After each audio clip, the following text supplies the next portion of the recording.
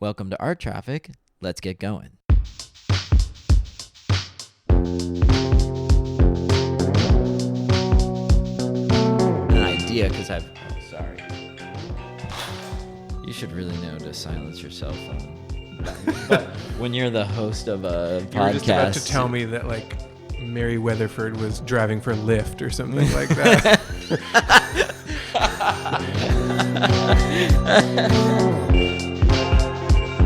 This week we have Mark McKnight, who's a photographer who mostly works with a large format camera in film. No digital for this kid. Caught up with Mark at his studio in the downtown area of Boyle Heights. This is a great episode. I think you're really going to like it. This is Mark McKnight on Art Traffic.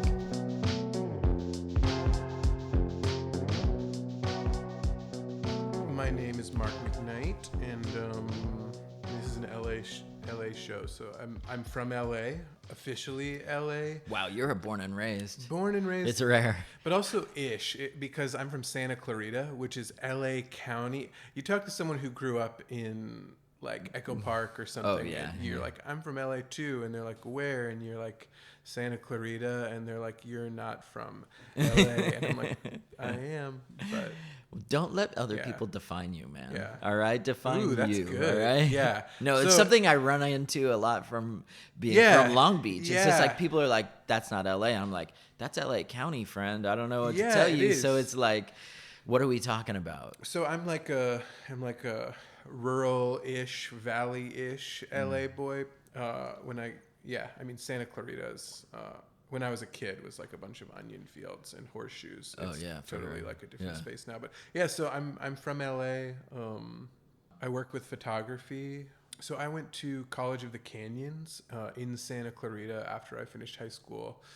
And I went there for a total of 2.5 years. And then I transferred to the San Francisco Art Institute, where I graduated in 2007. SFAI is like a really old school, traditional photography department within a really progressive sort of, I felt at the time, like new genres heavy art school. So that was like kind of a crazy experience, I think. It was like a photo department founded really by like Ansel Adams and I want to say Edward Weston, and then it was run by a guy named Minor White for a while too, who are these like huge figures in this very specific way of, I mean, it's like modernist photography. And so at that moment, that was aging. The idea of modernism was aging. Yeah, I mean, I think really, I mean, when I went to school, that was like, I think already aged and not really a popular way of thinking or making work. And so was photo feeling like kind of isolated then from the school? Totally, and it was isolated in its proximity to the rest of the school, and that the photo department was like on the other side of the school. It's this really beautiful old building that I guess used to be like a church. It's one of the most beautiful views in San Francisco too, up top. But the photo department is kind of in this basement away from the rest of the school, and so like you go in there and you're like, you know, if you're really committed, you're like printing late night and you're just with a bunch of other photo nerds or totally on your own. So my exposure to other stuff really happened in like critical theory classes, which is obviously I had access to people from other departments, and then, you know, I was like a young fuck up, so I was like partying with all these people that had all these ideas that were totally different than the kinds of things we were talking about in the photo department, which was relatively conservative. And I was saying like modernism was kind of already out the door. There's certainly a lot of like reverence for that tradition in photography at that school, but at the time I felt like everyone was doing like what I would call like new topographics photography, which was it just felt like these really kind of detached views of urban space, really kind of somewhat sterile pictures, and also pictures that were sort of in the vein of like Joel Sternfeld or like Stephen Shore, sort of like large format color, like looking at kind of small towns. Recently, I was thinking about that. I wondered whether that had to do, if it was like a Bush administration thing, that at that point in time, people were looking at what people in small towns looked like, because we were like in liberal San Francisco and like not really sure what was going on out there. So what was that 2 hours outside of the city? And so I felt like there was like a lot of people taking road trips and making photographs of things in small towns and people in small towns. And so how'd you find yourself back in LA, and what drew you back? What was that trajectory? So after I finished SFAI, I worked for a museum framer in the Bay Area for a while. Oh, and then I applied for a grant called a Fulbright to go to Finland. And I went to Finland for a year and made work. That was in 2008. So I had left my job in San Francisco with this sort of guarantee that I would still have a job when I finished my Fulbright and came back. And the job was cool and I super loved it. But while I was away, basically that was when the economy crashed. So before I got back, my former boss was like, I just don't have the money to bring anybody on anymore. And so that's how I ended up back in LA. I moved back in with my parents and worked at a Starbucks for like a year while I tried to figure out what to do. The Fulbright is cool and that program's great, but it's not really as much money as you kind of hope it will be. So I was sitting on like hundreds of sheets of 4x5 film that I had shot while I was there that I was just waiting to process. And so I was working this Starbucks job basically and living with my parents. Basically all the money was going to the processing of the film. And so I was like incrementally starting to see what I had shot. And then kind of on a whim, I like saved like a few $100s and decided I wanted to go make pictures in Las Vegas.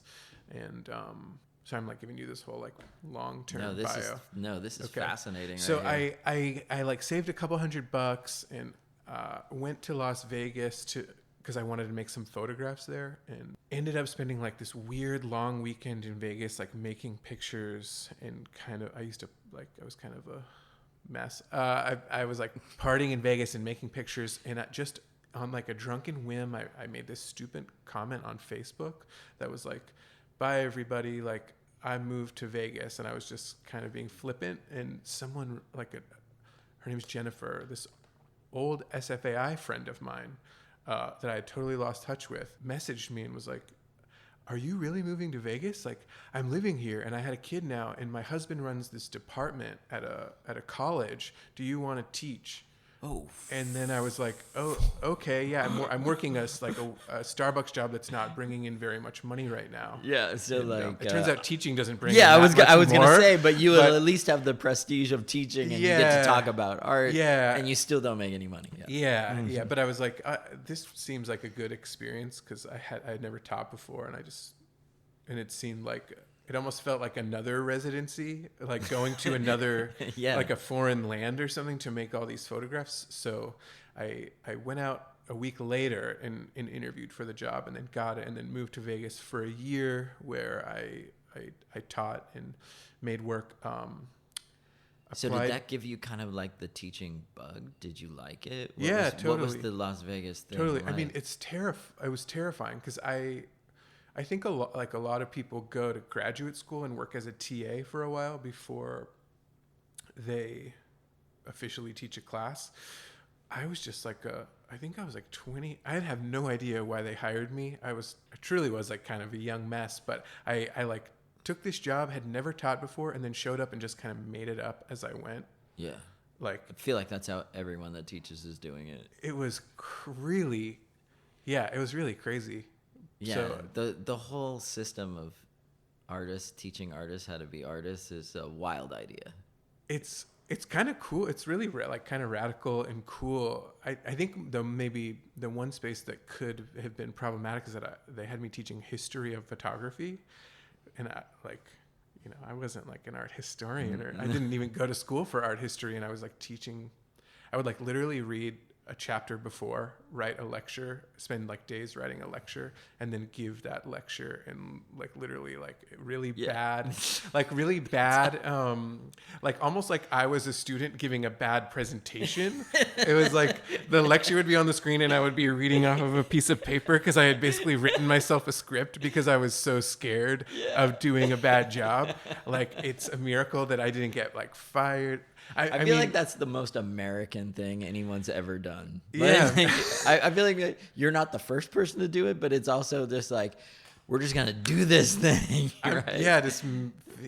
So but it's also like, you probably didn't realize how much accumulated knowledge you had already had. Totally. You just hadn't processed it all, and you're representing it to like 19-year-olds or 18-year-olds. They don't know anything. Yeah. I think what I learned from that was like, I would, after I got like comfortable enough doing it, it would be like I would be giving the lecture and then I would just kind of like go off the grid and be like, well, why don't we look at this picture for a while? And I would just start unpacking the picture the way an artist would unpack an artwork in a critique. And I think that's, if I had something to offer, it was probably that more than this like really didactic, clear version of a history. But also it was good to teach that class because I think that's probably when I really started to question the way that the history of the medium has been written. And I think that's, that was what I was teaching those classes in like 2000, I don't know, early 2010 or 11 or something. But I feel like now that's something that's really coming to the fore, where people are like really starting to challenge predominant narratives of history. And which is cool to think about. So you teach now as well, yeah? Yeah. I'm teaching at a community college from the same Southern California community college system I came out of. It's at Chaffey College now, in like right at the very beginning of the Inland Empire. In Rancho Cucamonga. Yeah. So how did that questioning evolve, I guess, in the teaching thing? Like you did this originally, you had this experience where you're just kind of like consuming and regurgitating some stuff, and then you're just like, wait a minute, how does that affect now? You mean like thinking about these histories? And the history of photography as a medium. The book that was required material at the Vegas school was, I think it was called Seizing the Light, and I don't want to knock this guy because it's a fine book, but it's a history of photography, but it's actually really a history of photography within the United States, which is, and I don't know, I was like 24 or something, 25 when I taught that class, and I didn't think too much about that fact. And now, so the weird thing about this, I didn't have a specific intention of teaching a history of photography. Again, I'm interested in it and I love it and it's rewarding, but I'm like an artist and I really fully intended to be teaching like art photography classes. But the school hired me to do like a black and white darkroom class, which that's like my thing. And at the last minute, I guess there had been some kind of scheduling flub, and the person that they had asked to teach this history of photography class couldn't teach it anymore because they had been given the wrong dates. And so like with a week advance notice, the department chair at Chaffey reached out and was like, have you ever taught a history of photography class? Like, is this something you can do? We're kind of in a jam. And I was like, totally. I've done that. I'd love to teach it again. And he was like, well, here's the book that we're teaching. And I just like agreed to do it because I thought it would be nice to take on a new book. And this book is, and I think it's called a cultural history of photography. And it's like way more progressive, which is interesting. So now I'm teaching, this is the second semester I've taught it in a row now. I'm teaching this history of photography that's like way more inclusive and that actually like really questions a lot of the histories that are proposed by this first book I taught, which is, I sound like I'm like on an interview for a job to teach a history class, but they're totally different, and it's cool. It's like really fun to talk about this first book that I taught with the students I'm teaching now and be like, well, this is the last book I taught actually said this, but the book I'm currently teaching you will say this. Probably somewhere in between those things is some kind of truth or history worth acknowledging, but also like, why don't we talk about some things that I have observed are not part of this history? And I feel like really recently in LA, like Laura Aguilar has kind of been like on everyone's mind. She just passed away and was a really important photographer for like the Latinx community, but also the queer community. And I feel like she hasn't been written into, as far as I'm aware, any widely distributed histories of photography, and I think that it won't be very long before she is. But so I'm really interested in kind of talking about her work and that community, and which obviously there's like a lot at stake for me in that work. She's like a person from my community. Yeah. But so we're in your studio right here in the Boyle Heights area of Los Angeles. And so all over this studio, just because listeners won't be able to see this, is some large format black and white work, some framed, some unframed, some that looks like you're working out some ideas of presentation. Yeah. Some but everything's black and white in this room right now. Yeah. So we've got some figurative or depictions of human figures. We've got some landscape, some mechanical. What's the thread that you're working through, I guess, conceptually right now in the work? Yeah. That word even freaks me out. Yeah. No, it's so loaded. I'm sorry. Yeah, no. I mean, you can do whatever you want. It's interesting to think about that word, because I think where I'm at right now. When I was in graduate school, I had and I'm so glad that I did this. It was a really good. It was a really good opportunity to do something sort of succinct and kind of prove to myself that if I wanted to be a certain kind of artist, I could be.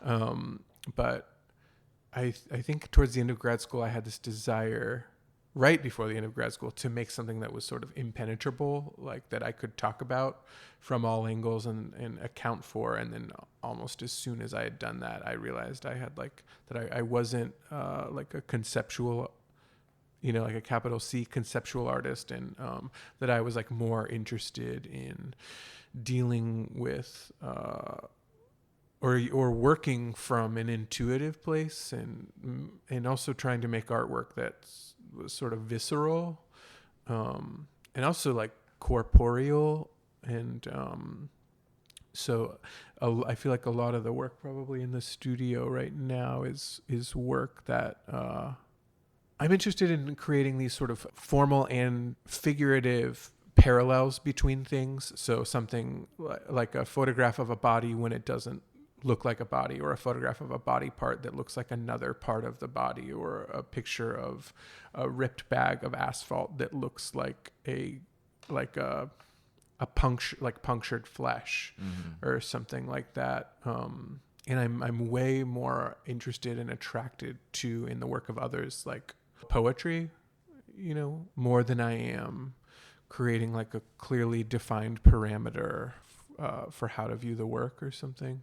Yeah. Do you find yourself having to maybe write about your own work and contextualize it for other people, as far as like when you apply for grants or whatever it is that you're doing, or like, I guess, do you find yourself needing to kind of explain your work to people? I don't know what that process is all about. It seems like we all go through it, but having to maybe talk about your work, and then I don't know, it's almost, it feels like to me like we need to now justify this practice to someone, so that maybe they'll give us their stamp of approval for something. Maybe maybe it's money, maybe it's a show, maybe it's like whatever. Sure. So I make the work. I'm like, I don't know if sometimes I see like, this probably could sound so corny, but I kind of see myself as a kind of like, the artist is like an animal and I just do this thing, like regardless of what. I'm just impulsive. Yeah. It's what I do. I don't have a choice but to do it. And wow. And, same. And no one's ever said that back to me before. That was weird. Cool. I'm glad there's at least two of us. I know. Right? The nice thing about doing a show or like putting a book together is to then take a step back from the work and look at common threads, and then start to realize that my intuition was frequently working on a level higher than my sort of like cognizant intellectual thought, and realize that there are all these things happening in the work that I wasn't even completely conscious of. And then I kind of I feel like I start to like psychologize myself in a way and figure out what was going on and where that was coming from. And frequently if I look at what was going on in my personal life, I can see that there are things that manifested in photographs that I wasn't even aware I was doing, which is crazy because I've always like sort of thought of myself as like a really self-aware person, but probably I'm not, or something, or the work is one way of having an awareness of what's going on internally, which is to say like the pictures are a manifestation of some kind of interiority or something. So that kind of like reminds me of the sort of the discourse, if I can use another kind of lame loaded term, but I don't know what else to call it. That's fine. Because that's what I've heard other people call it who I think are smart.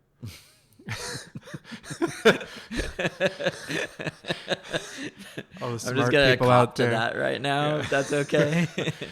I totally used that word on. I applied for something and I used the word discourse. Yes. Yeah. For the win. But what I'm trying to get at is part of your work, I guess, about analyzing your own attention or your own gaze, or like what it is that you're sort of intuitively attracted to. It's part of the process that is really fruitful for me as a human being artist, but it's never, if it makes its way into the work in a way that is intentionally available for an audience of people, it would maybe be in titling or a press release or something like that. But I'm really and I used to hate when people said things like this. I'm like really interested in letting people have an experience with the work that is their own, and so I try not to dictate too much, or it's like it's kind of a weird game, like how much am I going to give you, like and the work is like so much about obfuscation, like you can't see the face, the thing is in a shadow, and I like really consciously I make decisions in the darkroom that like affect that, and then I feel like that as a strategy in the actual production of the work also finds its way into the way that I exhibit it, and also the amount of information I want to give people. Or does that make sense? No, it totally does, because what I feel like one of the issues that you're kind of talking about is the first, second, and third reads possibly of the work, and if you guide an audience too hard or too directly, it may distract them from one of those other reads, and it might make the work too pat, too easy to understand, and therefore they don't have the reward of like discovery. I don't like work that's really overdetermined.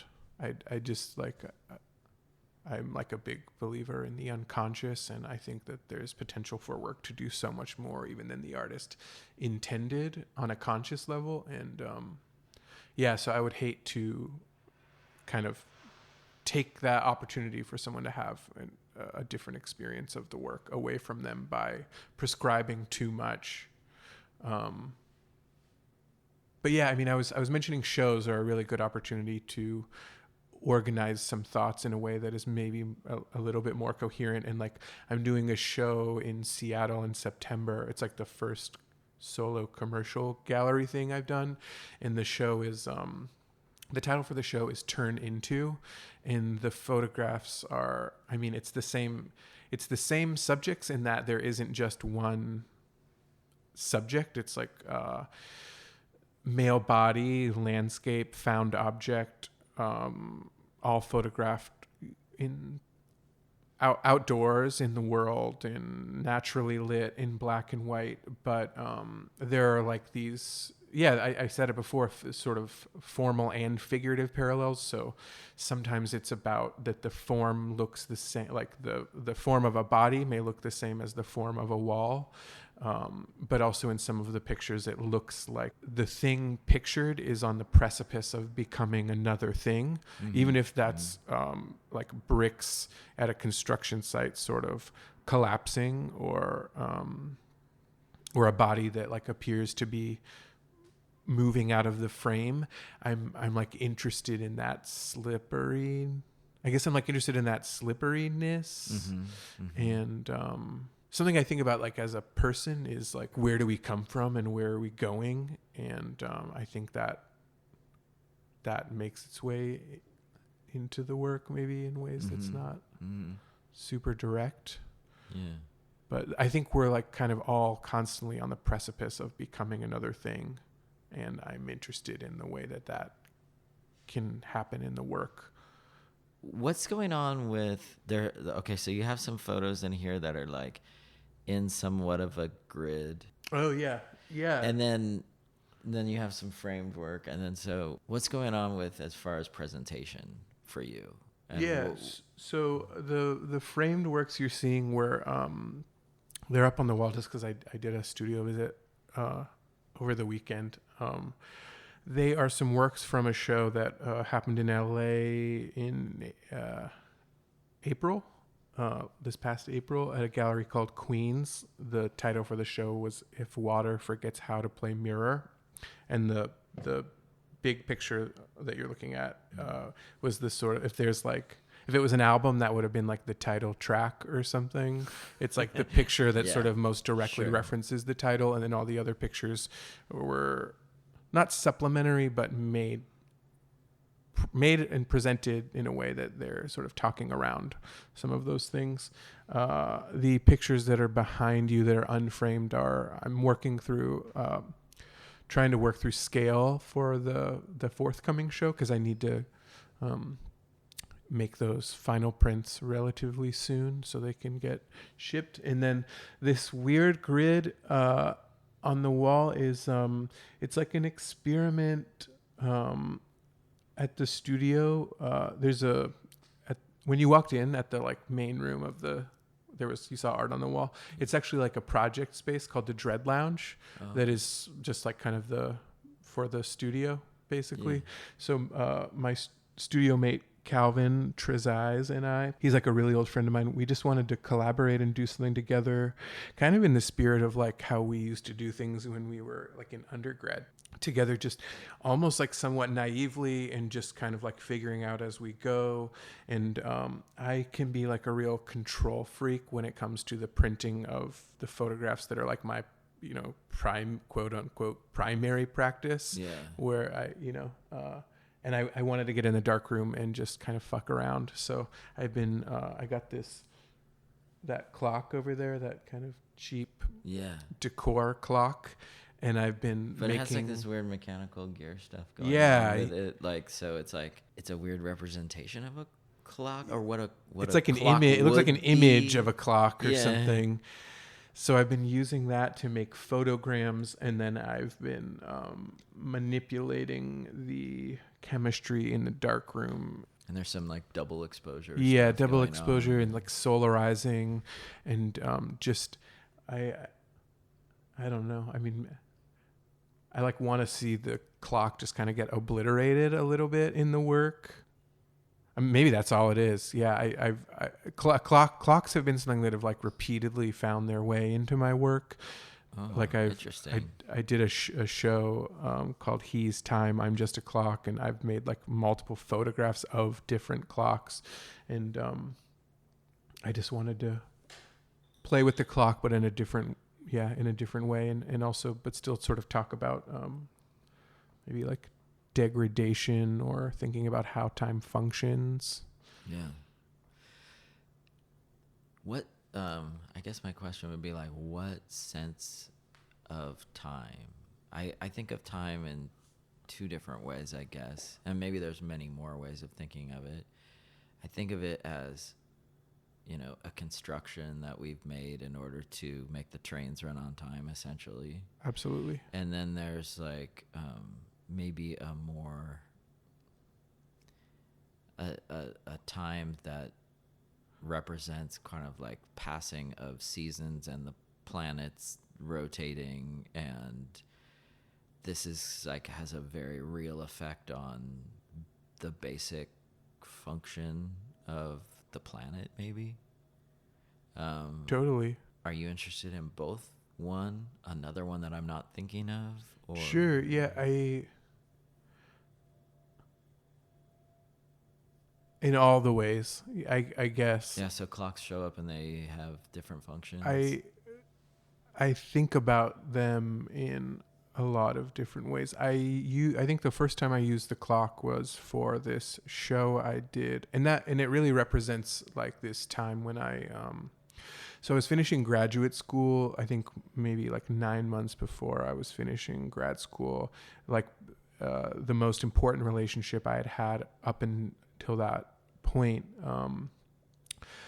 ended, and I was just like totally like devastated and heartbroken, and I made this photograph in like that I saw in a community center building in Hollywood, where it was like a clock that was built into the concrete of the wall, but for the purpose of construction or who knows what, someone had like ripped the hands, had like gutted. Should I pull it out? Can I pull it out and show you? Great. Yeah. So, okay, so these clocks are something that you would see around in like the public schools and stuff like that around in LA County. Yeah. So I was getting out of this relationship. I was like totally heartbroken, and I saw this clock that had just been gutted, and it just seemed like a perfect metaphor for time as a representation simultaneously of like potentiality or also no more time. And I was interested in the way the clock that happening, and the way the clock looked as like this contradictory metaphor. And the title for the show is a line from a Bruce Hanley poem that's way more erotic and not that romantic, but that single line just it seemed relevant. And so I did this show as I was finishing grad school that was really about like something personal, like something like extremely personal. And so I exhibited this photograph of a clock with all of these really intimate pictures of this person I had dated that I had made with the intention of doing something with, but I just hadn't up until that point. So it seemed like a good time to do this show. So I did a show at the Women's Building in this discrete concrete box at the top that used to house the printing press for all of the women who had studios there. And it was just like this discrete concrete box that really only had enough room for like, I don't know, there was 4 really small photographs and then this picture. And that was really the beginning of when I started to think about representing the male body in relation to like static surface, and thinking about the potentiality of the surface to function maybe as like a surrogate for the body or like feelings or whatever. Yeah. And the way you kind of like depicted this moment is like super frontal. Yeah. And there's like there's a few more like that around where it's like you're really just looking at these things like very like straight on and very right. The lighting is like really stripped down almost. It's very like I'm not trying to make a value judgment on any of that. I think I'm just trying to say like maybe that feeds into your idea of like I'm gonna just look straight at this without filtration, without like Totally. like almost like laying it bare. Yeah, sure. As you were saying that, I was looking at a picture over there, and I don't think I've ever thought about this specifically. I mean, I'll go to great lengths to make a photograph of something in the, like I remember seeing that on the side of a building, and it was in shadow, and I knew that it needed to be just evenly lit so that you could really see like all of the marks completely. Yeah. And because there's like so much pathos in that, like those scrapes, Uh-huh. So I just made I text myself a lot, like cross streets, and then I just keep track of them and then go back when the light is right. And I remember doing that here because I just wanted everything to be like totally visible. I guess my question now about process would be sort of like when you go back to these places and you're like looking for a certain light, is it important that light is the natural lighting for that location, or are you supplementing? Oh, like you mean would I shoot LA on a foggy day or something? No, I mean, would you go back to these places knowing you need this certain lighting and saying like, I'm gonna bring 2 soft boxes? Oh no. No. Okay, so Never. like you had a real strong reaction to that. Why? Oh, I don't know. This picture was made with a flash. Actually, that clock picture, and there's something about the flash that feels somehow in my own made up system that feels sort of like an okay. It's kind of aggressive, I think, the flash. It's really revealing. There's nothing pretty about the flash, and it like illuminates, and it's like a thing that I grew up seeing on like point and shoot cameras. Sure. Somehow the artifice of getting soft boxes and someone to help do anything somehow would feel like it would just cross this threshold somehow that would make it a different thing that I'm just not having that much control isn't attractive to me. And I really like the sun and the way that the sun does things.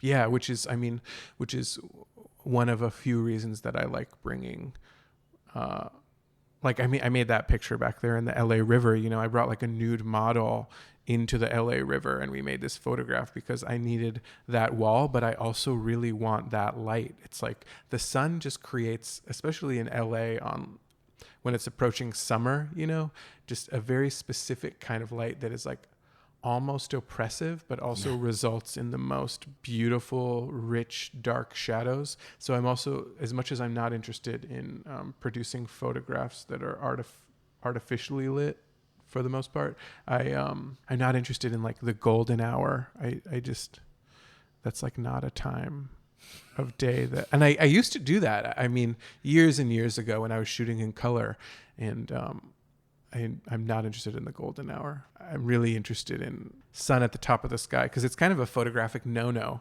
Like when you're shooting people, like when the sun's at the top of the sky, that's like not when you're supposed to shoot them, because the shadows are too harsh, and because you can see every single blemish in their skin, and those are the kinds of things that I want to depict. Yeah, so you're trying to challenge that. I mean, these photographic norms that we just have. I don't probably. Challenging the photographic norms is a byproduct of shooting things in the way that I want to see them. So what is it about that warts and all type philosophy that's attractive to you? And then also you seem to kind of be attracted to process as maybe there's like some personal gratification in the fact that you would like monitor a wall over time. Like you'd check back in with that location or that place, or those two parts of your process are they somehow linked? Wow, I don't know. I've never thought about that before. Yeah, this is the weird stuff that comes out of having a conversation. Yeah, I should think right? about. I should think about that more. I mean, I can say about the process of like stocking a brick wall. You know, it's like that. There's Well, it's like, and I think of it that way too, which is to say that like I make these inanimate things, they take on something more than just being those things, but also when you stock a brick wall, this is now it's like personified or much more about the stalker than the stockee, because the brick wall does not have any cognitive knowledge that it is a brick wall. Right. And I think there's something there that probably a psychologist would be more equipped to talk about or something. Like, I don't know if this is like, well, I'm sorry, we only pathological. Have right yeah. now, It's like pathological empathy or something. But even though we joke about that, the brick wall's not going anywhere, it totally is. And I've made notes to myself to go back to walls and then gone 2 days later, and the thing I intended to photograph has been covered up, or the wall has been entirely removed, and in that way, I think that happening sort of supplies the architecture even with a kind of more of a mortality or a life. Yeah. And also it produces a degree of anxiety in me because that it's happened enough times that when I see something I want to photograph, there's really a part of me that just knows it's not the right light, and I want to come back and photograph it, but that it might not be there. And that's like, you know. Seems like there could be a lot of regret involved in this too. And like, why didn't I go yesterday? I mean, it's so embarrassing to admit, like these things can keep me up at night, like that sort of stuff. And also not embarrassing at all. Not for me. Not here. It's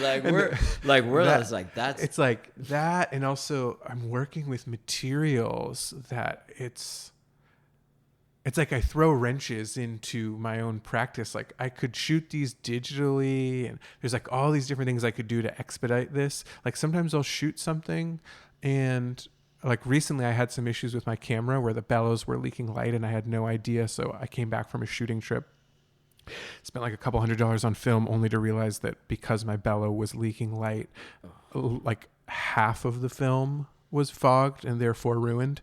And that sense it wasn't what you intended. True. So we're back to intention. That's true. And I've also had experiences where, it's like I like to make things a little bit more complicated on myself almost, and also slow myself down. Like because I had a sense of loss from these fogged pieces of film, I spent more time scrutinizing the pictures, and I know even more what I want to shoot out of this very specific place in the desert. And it's just like, that sense of loss has resulted in something I think good in the work. I think I understand you and your way of working much more. Okay. Now, cool. Actually, because I don't think I've always understood why a contemporary photographer would be working in film. Sure. I'm going to be very honest about myself for a minute. Yeah. I've kind of thought, and maybe this is true for some photographers and maybe not, within the photographic community or artists that identify as photographers, sort of this feeling that the ones that are working in film and doing their own darkroom work are somehow at a higher plane than the digital photographers. I personally do not feel that way at all. I don't feel that way about people working digitally. I think people should just choose the tools that feel the most appropriate to their process, and also the overall appearance that they want. There's 4x5 large format film has a different look than you can get digitally. Sure. Yeah. It's just, and I may be the only one that would there's a very small group of people that would probably notice those differences, but I'm at this moment, and that could change. I'm really interested in the way that camera and this film makes the world look. And then also, as far as printing in the darkroom, and this is like such a photo nerd thing, you can't get as deep of a black out of any other type of paper except silver gelatin paper. There's just the black you get out of a print in the darkroom, particularly if you do like certain toning to it afterwards. You can't get that out of a digital print. And because I'm dealing so much with light and shadow, it seems like this, just in a very practical sense, the best material to be using. Not to mention I learned photography in high school in a darkroom, and I feel like I must have been like the very last like year or two to have that experience, because very shortly after the world kind of transitioned to digital, and I'm basically like bilingual, so to speak, in digital and analog. Like they're both comfortable for me, but that sort of early experience in the darkroom and the kind of meditative private experience that I have in the darkroom is still really important to me, and I suspect in a way that is probably nice for a painter, spending time in solitude working on a painting. There's just something different about like making that snap with the digital camera, grabbing the file, sitting in front of a screen, hitting print a few times, testing it, hitting print some more. Well, for you, it sounds like it's a meditative absolutely moment. Yeah. And you're making... And I'm reflecting, too. Yeah, you're making these discoveries while you're in the process of doing this. There's also, there's something important to me about that So I make very dark prints. Like, there's very dark blacks. You'll very rarely see, like, a bright white in the print, and that's done to create a mood, and also because I'm really interested in burying some of the descriptive detail that I have in these very sharp negatives. And that is done by overexposing the paper to light in the darkroom. And so I have this weird it's like a very old school process, but I'm really attracted to the fact that I'm exposing the negative to light. I am unearthing a latent image through the processing of that film. I am then taking that film with all of this information, bringing it into the darkroom, where I then have all of this information, but then choose basically to bury it using more light than would be prescribed by someone like Ansel Adams, who really wanted that perfect range of black, white, and gray that I'm super not interested in. So like light is a material to me that I think it's not probably as much for someone that works digitally. That doesn't mean that you can't make like incredible photographs, sure, of course, but it's just like it's comfort with certain materials and that do something for me. So in a lot of ways, my practice has so much to do with these kind of very specific decisions that no one else is aware of but me.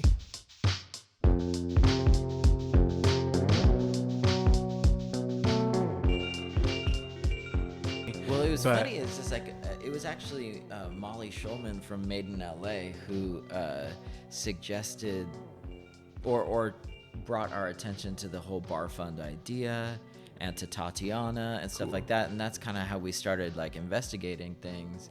And we have been speaking to her, and it looks like we'll interview her, but later in the summer. Cool. Just because of her schedule and stuff like that. But cool. It's like, but yeah, then we were really kind of enamored of the whole bar fund idea and how they were just like, it's such a side hustle for artists to be bartenders, and then for them to just like... Meg talked about that. Yeah, she did. Yeah. And to set up this little like part of their tips or whatever, so that they could then push another artist forward a little bit. It's just like that like to me like makes me feel so good. I feel like if we all did that, it would somehow that like magically it would be a self-sustaining community or something. Yeah, it would push us in that direction, but it would also make us our own gatekeeper in a way. Yeah.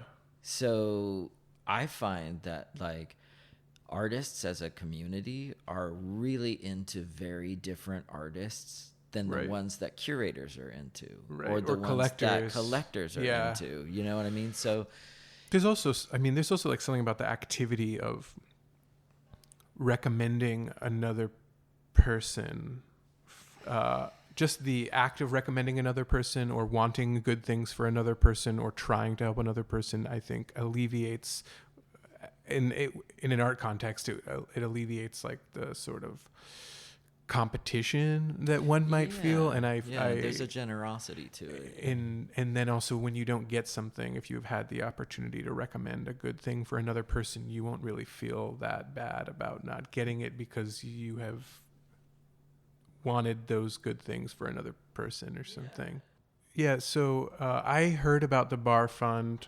It's like artists helping artists. And I actually heard about the Bar Fund through a friend of mine who moved, a friend of mine who I knew from San Francisco that was living in Germany that moved to Los Angeles to go to UCLA and had only been here for like 2 months and forwarded me this email and was like, I'm not eligible because I'm in school right now, but I know that you're in need of money. I had just left a job that wasn't working for me. And I filled out the application, and you're like, when you're an artist, you fill out a lot of these kinds of applications. And I didn't think too much about it, but I thought it was a really cool idea. And I thought like, oh, maybe I'll like get on board and join up and start doing some bartending to put tips into this fund. And then, it's so what it is people who, bartend at art openings, artists. There's I think a couple writers and like maybe a curator or two, but bartend at different openings, collect the tips, and then give 100% of the tips to the Bar Fund, who then pools the money, and they've done it this one time, then redistributes that money to a number of artists that are chosen by the people who acted as the bartenders that collected the money in the first place. I think this time around they collected a certain amount of money, and we're going to give that amount of money to half of the amount of artists that they ended up giving it to. But because they'd collected a decent amount of money, and then an anonymous donor doubled what they had collected. That's awesome, yeah. And so they were able to give the amount of money to twice as many artists. And so I think there was like 10 or something. That's 10 or 15. Cool. Yeah. And, also I should say it was really great. They did like a little mixer thing downtown, and so I got to show up and meet some of the people that had collected money as tips on nights bartending, as well as like meet some of the other people who got it. And it was cool. I actually felt like I felt like the LA art community was like an actual community, which is really super sweet. And it went a long way to the money for me, so it was kind of a game changer. That's awesome. Yeah. Big deal. Super cool.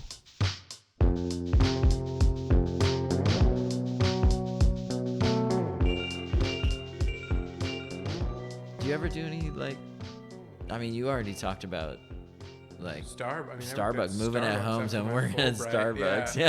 Yeah. I mean, I don't know. I feel like I kind of gave I had this like very supposedly prestigious grant and then flew home and. No, that's all we hear about, to be honest, Mark. Like, you should not feel any kind of way, what way about that. Because since we started this, we had no idea. Like, I had an idea because sorry. You should really know to silence your cell phone. When you're the host of a podcast. You were just about to tell me that, like, Mary Weatherford was driving for Lyft or something like that. That was the first time I've ever heard those two things mentioned together. Yeah. And that was the best. Just imagining it. Yeah. You put me in a Lyft car with Mary Weatherford. Yeah. So, no, I mean, I'm like... On your way over here. But that's how we got here today. No, like, that's... okay, so... No, but that's all we've heard about, actually, since we started. I didn't know that. I was actually a little bit nervous about starting this segment the first time we did it, because I'm like, people are going to be really offended. No, people were just like, oh, let me tell you. This is what I've done. I mean, I've been working since I was 15. I'm mentally right now, I'm like going through the Rolodex of all the jobs. I think the working at a Starbucks on the heels of the Fulbright felt very side hustled to survive. I don't know. I mean, I've worked for a bunch of other artists. Shout out to Joe Good, amazing LA painter. I worked for him for a while. That was incredible. He's like Ed Richet in him. Do you know his work at all? I do, yeah. He came out here from Oklahoma with Ed Richet. I worked for him for a while. I didn't know that part. Yeah, they're like still best friends. Wow. Yeah, it's super cool. I was a TA in school. That's boring. I mean, yeah, I've taught at community colleges. I taught at some for-profit colleges that I had to get out of. It felt a little funky. What else? Oh, one summer, I mean, this was like when I was an undergrad, so I don't know how exciting that is, but I had no money, and I left my place in the city and went out to, what was it called? Sebastopol. Oh, okay. And for a while I was like trimming weed. I was like, and so just getting THC and like absorbing it in my skin and just high for no gloves for you. Yeah, I was just a stupid kid. Yeah. Yeah, just so like out of my head. And then you lost total time during that period. That's where the fascination with clocks started. That's when it started. Of my loss of time. Yeah. The inside of my brain melted, and that's how I got to be who I am today. We also do a segment where I'm ready for this one. Oh, cool. Where you could tell us kind of maybe someone that you think should be heard. Nikki Darling. Okay, cool. Don't know Nikki. Yeah, writer, artist, performer. She's working on a show at a place called Visitors Welcome Center. Have you been to that gallery? No. They're cool. David Bell, who runs that's cool too. He might be an interesting person to. He's an artist. I believe I've seen his work. Yeah. I think he's a good artist, but I'm not sure if he's mostly just focusing on the space, but it's a cool space. She's doing a show there, and she's also putting out her first novel like in the next 6 months. So like a Renaissance woman who is an LA native. Okay, cool. Yeah, so she's super cool. Right on. We will get in contact. That was our interview with Mark McKnight. Upcoming shows for Mark: Defining Photographs and Radical Experiments in Inland Southern California will be at California Museum of Photography in Riverside. And then a solo show for him called Turn Into at James Harris in Seattle, Washington. If you'd like to get a hold of us at Art Traffic, you can hit us up at the DMs at Art Traffic LA on Instagram, or email us at arttrafficpodcast@gmail.com. Thanks for listening, and have a great week.